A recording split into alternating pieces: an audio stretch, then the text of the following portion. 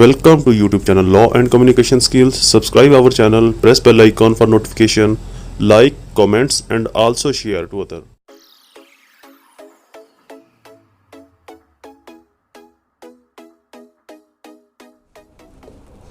Bismillahirrahmanirrahim. Alhamdulillahi Rabbil Alameen. Assalamu alaikum friends and viewers. I hope all are fine. This is Mubashir Iqbal Chauhan, Advocate High Court and Legal Lecturer. Series of legal lectures के अंदर हमारा आज का subject CrPC 1898 हमारा topic या question remand most important topic है, practical point of view से भी, जुडिशियल पॉइंट ऑफ व्यू से भी और एलएलबी पॉइंट ऑफ व्यू से भी। रिमांड एक ऐसी चीज़ है, एक ऐसा टॉपिक है जिसके इसेंशियल्स, जिसकी क्रेडिबिलिटी और जिसकी इन्फोर्सेबिलिटी से आपकी मुकम्मल अवेयरनेस का होना ज़रूरी है। डजेंट मैटर कि आप लॉयर हैं, आप स्टूडेंट हैं, आप जज हैं, बल्कि अगर आप कॉमन पर्सन हैं, आप सिविल पर्सन हैं, तब भी रिमांड के बारे में आपके पास फुली अवेयरनेस का होना बहुत ज़रूरी है। क्योंकि मोस्ट ऑफ द टाइम ऐसा होता है, लॉ ये रिकमेंड करता है, लॉ ये रिस्ट्रेन करवाता है किसी भी शख्स की आज़ादी को, लाइबर्टी को रिस्ट्रेन ना किया जाए, उसको कैद गुलाम ना बनाया जाए। तो रिमांड में चूंकि एक एप्रीहेंशन होती है, सज़ा होती है, कैद है इंसान को महदूद करने की जगह तक, तो बेसिकली लॉ इसे रोकता है। लेकिन कुछ ऐसे पॉइंट्स के ऊपर लॉ इसकी परमिशन भी देता है कि इन जगहों के ऊपर, इन तौर एतवार में, इस टाइम के अंदर आप किसी शख्स को रिस्ट्रेन कर सकते हैं, उसकी बॉडी को अपनी पोजेशन में, अपनी हिरासत में आप ले सकते हैं, ये आपके पास दायरा इख्तियार है। तो लेक्चर स्टार्ट करने से पहले एज यूजुअल अगर आप मेरे चैनल के ऊपर नए हैं, लॉ एंड कम्युनिकेशन स्किल्स के आगे रेड बटन को सब्सक्राइब जहां पर लिखा हुआ है उसको क्लिक करना और साथ में ही बेल आइकन को क्लिक करके ऑल नोटिफिकेशन करना भूलें, ताकि मेरे फर्दर ऐसे ही तमाम इंफॉर्मेटिव लेक्चर्स आपकी एक्सेस में रहे और उनके नोटिफिकेशन आपको बर वक्त मिलते रहे। मजीद मेरे लेक्चर्स के जो नोट्स हैं उनका लिंक मैं नीचे डिस्क्रिप्शन के अंदर दे दूंगा, वहां पर जाकर आप उनको फ्री ऑफ कॉस्ट डाउनलोड कर सकते हैं।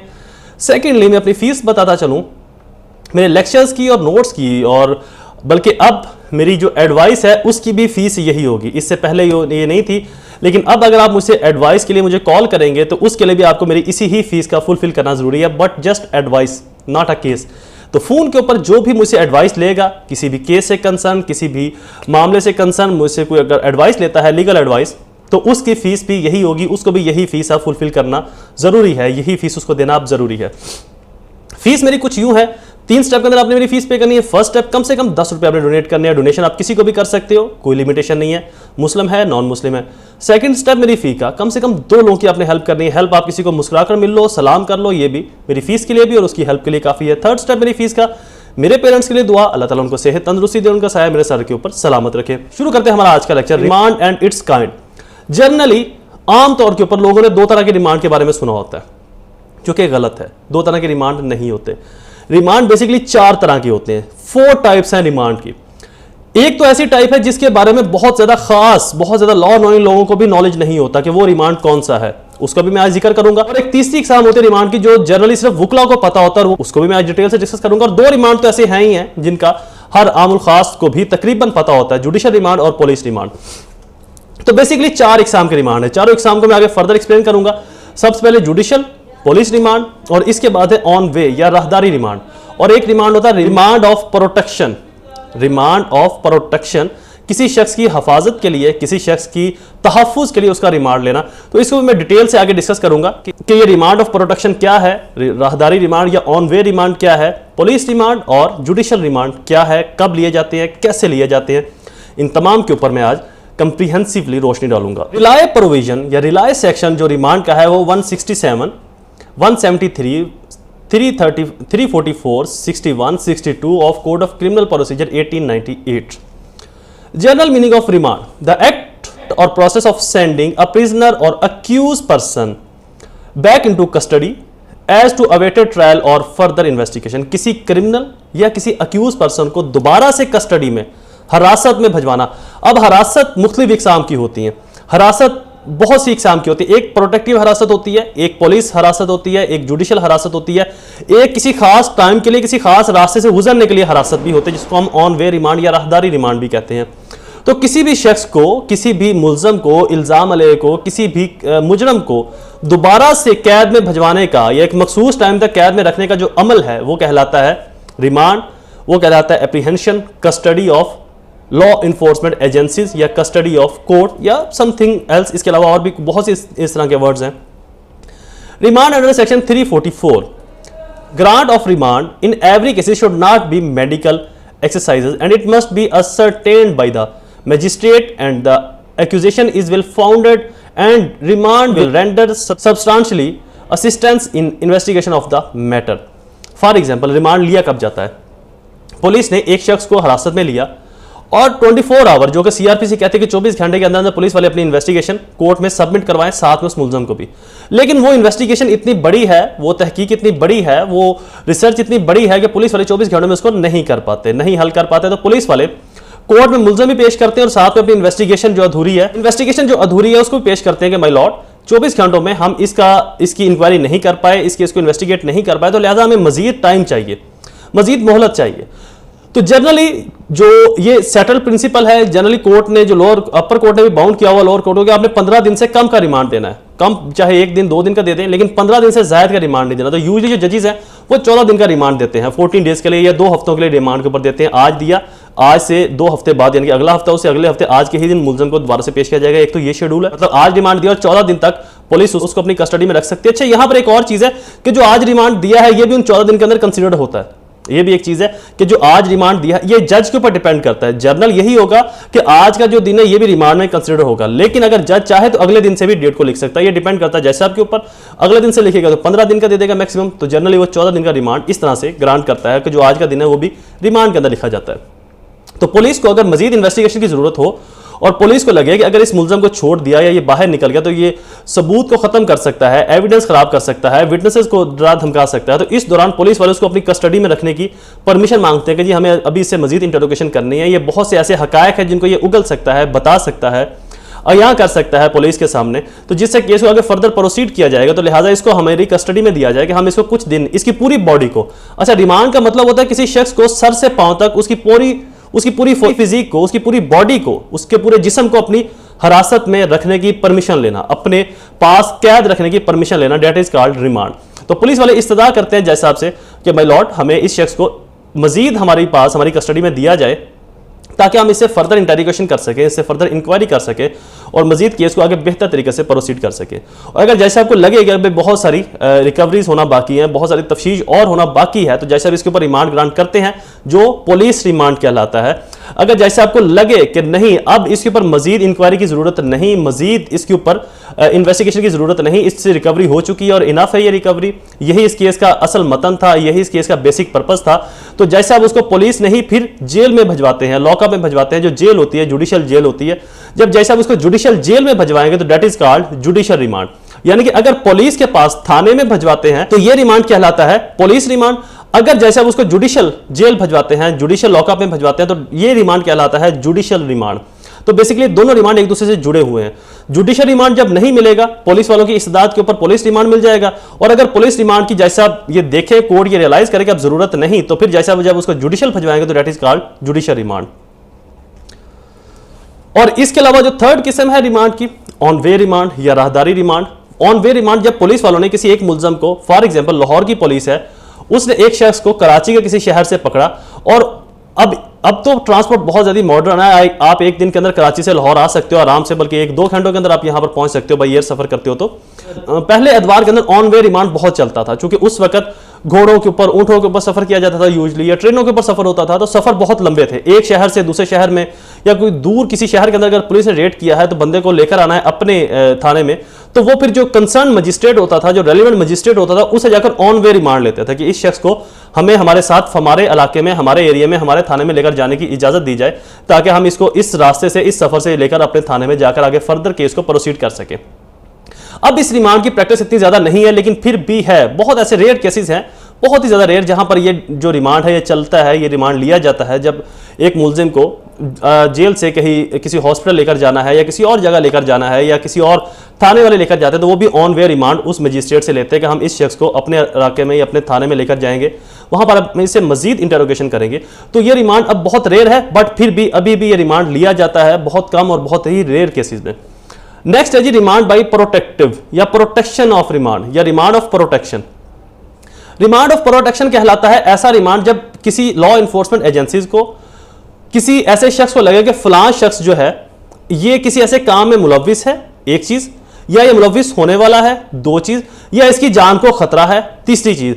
तो इस दौरान में वो अदालत से उसकी सिक्योरिटी या मजीद कोई उससे ऐसा काम सरजद ना हो जाए या वो कोई ऐसा काम कर ना दे जिसकी वजह से माशरे के अंदर एक अनस्टेबिलिटी आए, तो पुलिस वाले उसकी हरासत के लिए अदालत से इस्तदा करते हैं कि हमें फलां शख्स को अरेस्ट करने की इजाजत दी जाए, चाहे उसको उसके घर के अंदर ही कैद कर दिया जाए जिसे हम हाउस अरेस्ट भी कहते हैं, या पुलिस वाले अपने थाने में लाकर अपनी जेल में लाकर उसको रखते हैं 15 दिन मैक्सिमम। चूंकि रिमांड की बेसिकली जो किस्म है वो मैक्सिमम 15 दिन से ज्यादा नहीं होना चाहिए। हाँ, मजीद जब आपने लेना है फिर आप दोबारा से अप्लाई करोगे रिमांड के लिए, लेकिन एक बार रिमांड जो है मैक्सिमम 15 दिन का मिल सकता है। तो पुलिस वाले फिर जिस शख्स को जब अपनी हिरासत में रखते हैं उसकी प्रोटेक्शन के लिए, in case in further in future उसी किसी केस में इन्वॉल्वेंसी के लिए, या किसी केस में वो इन्वॉल्व तो है और उससे कोई ऐसी इंटेरोगेशन करनी है जो कि किसी एफआईआर के अंदर उसका नाम नहीं है, किसी क्राइम में उसका नाम नहीं है, तो इस सूरत में जब पुलिस वाले किसी कोर्ट से रजू करके उस शख्स की हिरासत के लिए, अप्रीहेंशन के लिए, उस शख्स की कस्टडी के लिए इस्तदा करते हैं, तो that is called remand on protection या प्रोटेक्टिव, किसी शख्स की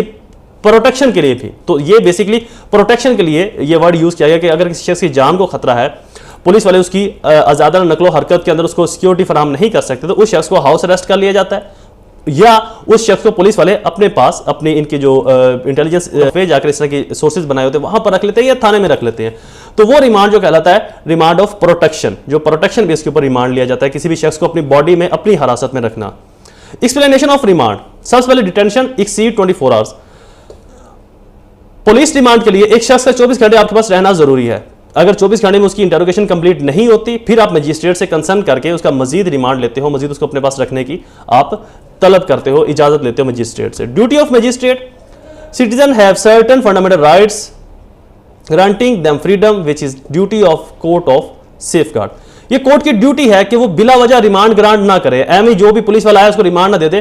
कोर्ट की ये भी ड्यूटी है कि वो लोगों की लाइबिलिटीज को, इनके सेफ गार्ड को भी मेंटेन रखे। तो लिहाजा अगर कोर्ट को लगे कि मजीद इंक्वायरी की, मजीद इन्वेस्टिगेशन की जरूरत है, या इससे मजीद कुछ ऐसा रिकवर हो सकता है, या ये मजीद ऐसे हकायक उगल सकता है, बता सकता है, बयान कर सकता है, तो वहां पर कोर्ट मजीद रिमांड जो है वो ग्रांट करती है, अदरवाइज कोर्ट जो है वो रिमांड ग्रांट नहीं करती। Computation of 24 hours, The 24 hours of detention are to be contained up to the time when the accused leaves the police station on the way of magistrate. 24 घंटे का time होना जरूरी है जब कि एक मुलजम पुलिस वालों के पास रहा हो, तो उसके बाद फर्दर जो ग्रांट है वो फर्दर जो रिमांड है वो ग्रांट किया जा सकता है। Remand by magistrate, a magistrate can grant a remand to the police only when the accused is produced before him.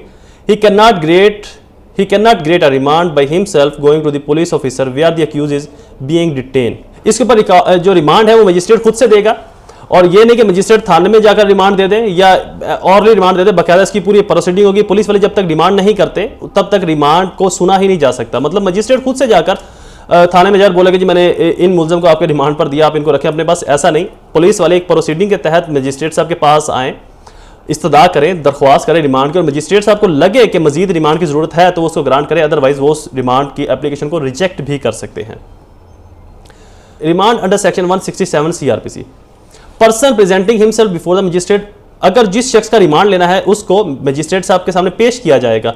ये नहीं कि वो शख्स जेल में ही और आप पुलिस वाले आगे थाने अदालत में रिमांड लेने के लिए, नो, पुलिस वाले उस शख्स को साथ लेकर आएंगे, ये शख्स हमें इस केस में मतलूब था, हमने वहां से इससे रिकवरी की, मजीद रिकवरी हो सकती है या होने वाली है या होगी, और हमें खदशा है कि ये बाहर निकलकर एविडेंस को स्पॉइल कर सकता है, विटनेसेस को थ्रेट कर सकता है, डरा धमका सकता है, तो मजीद मैक्सिमम कंपल्शन कर सकते हैं, बहुत कुछ इसको अपने पास रख के रिकवरी कर सकते हैं, बहुत ज्यादा इसको अपने पास रखे, तो हमें मजीद इसका रिमांड दिया जाए, अपने पास रखने की इजाजत दी जाए, तो तब मजिस्ट्रेट साहब मुलजम को देखते हुए, उसके केस को देखते हुए फर्दर मजीद रिमांड ग्रांट करेंगे।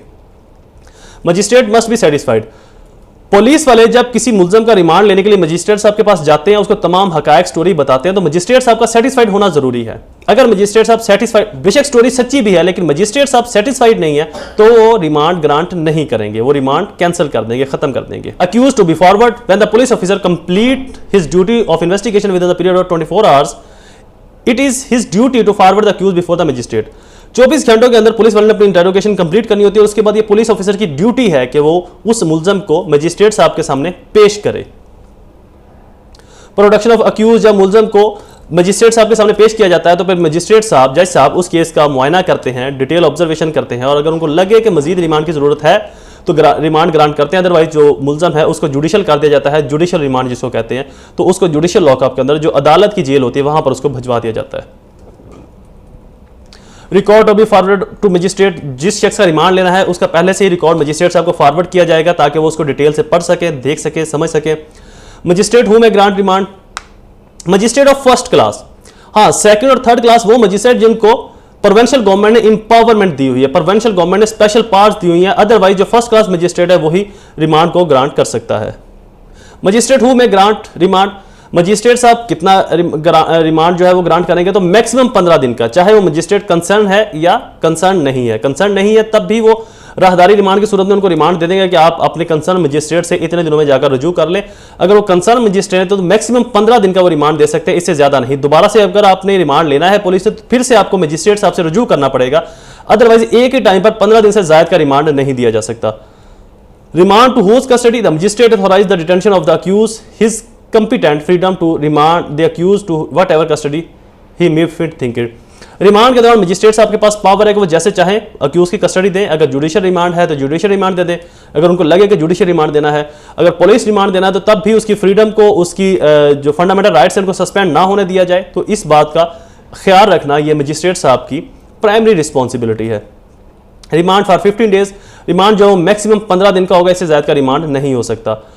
When remand may not be ordered, कब रिमांड नहीं दिया जा सकता? The presence of accuse is necessary to finish the investigation, remand कब ऑर्डर नहीं किया जा सकता? The presence of accuse is necessary to finish the case, case को खत्म करने के लिए, इन्वेस्टिगेशन को मजीद फिनिश करने के लिए उसकी मौजूदगी जो है वो जरूरी है और वो वहां पर मौजूद है, इन्वेस्टिगेशन कंप्लीट हो चुकी है।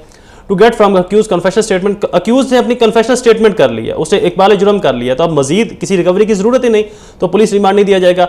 A man expectation that time will show his guilty, जब वो शख्स जो है एट द टाइम ही, मतलब एक शख्स को पुलिस ने पकड़ा तो ऑन द रिकॉर्ड ही उसके हाथ में गन थी और एक शख्स जो है ना वो मरा हुआ नीचे गिरा हुआ था, तो ऑन द स्पॉट पता था कि उस शख्स ने ही मारा है, तो इसलिए भी मजीद रिमांड की जरूरत नहीं पड़ती, चूंकि फर्स्ट साइड इंप्रेशन यही है कि उसी शख्स ने कत्ल किया होगा। मजीद जो इंक्वायरी है वो पुलिस वाले फर्दर वक्तन फक्तन करते रहेंगे। Accuse promise to tell the truth, accuse जो है ये वादा करे कि मैं सब कुछ सच बताऊंगा, तो वहां पर भी पुलिस वाले डिमांड नहीं करते और ना ही ऑर्डर किया जाता है। Verify the confession under section 164 की स्टेटमेंट आकर वो पुलिस मजिस्ट्रेट साहब के सामने, जज साहब के सामने अपनी स्टेटमेंट रिकॉर्ड करवा दे कि मैंने ये जुर्म किया है, लिहाजा मुझे इसके ऊपर वो समथिंग डिफरेंट को अल्फाज क्या चुनता है कि मुझे इसके ऊपर कोई रिग्रेट है, नहीं है, एटसेट्रा व्हाट्सएवर, लेकिन वो कन्फेशन अपना जो स्टेटमेंट है वो रिकॉर्ड करा दे 164 की मजिस्ट्रेट साहब के सामने आकर। Kinds of remand, physically remand या इसको पुलिस रिमांड भी कहते हैं। फिजिकली रिमांड दरअसल है सारे ही फिजिकली रिमांड, लेकिन इसको थोड़ा सा डिफरेंट करने के लिए फिजिकली रिमांड का वर्ड मैंने लिखा हुआ है, इसको पुलिस रिमांड भी आप कह सकते हो और पुलिस रिमांड भी आप लिख सकते हो, जहां पर पुलिस वाले किसी शख्स को अपनी कस्टडी में रखने की इस्तदा करते हैं जज साहब से, कोर्ट से, कि हमें ये शख्स हमारी हिरासत में दिया जाए, तो that is called police remand. Judicial remand, जहां पर जज साहब पुलिस के पास मुलजम नहीं भिजवाते, उसको जुडिशियल लॉकअप के अंदर भिजवा देते, तो that is called judicial remand.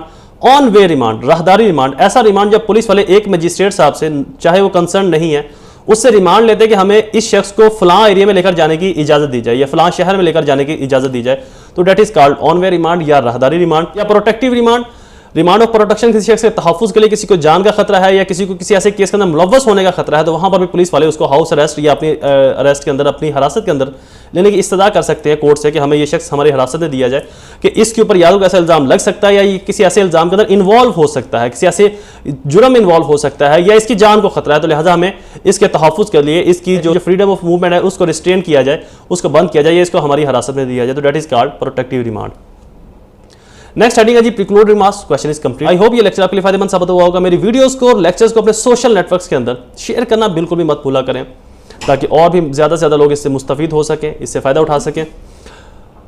दोबारा हाजिर होऊंगा एक नए लेक्चर के साथ, एक नई सीरीज़ के अंदर। तब तक मुझे इजाज़त दीजिए और अपनी दुआओं में ज़रूर याद रखा करें, आपका जाता कुछ नहीं है और मेरे ऊपर उस ज़ात का करम करने के लिए बहुत है आपकी दुआएँ, तो अपनी दुआओं में मुझे ज़रूर याद रखा करें। अल्लाह ताला आप सबका हामी और नासिर हो। वस्सलाम।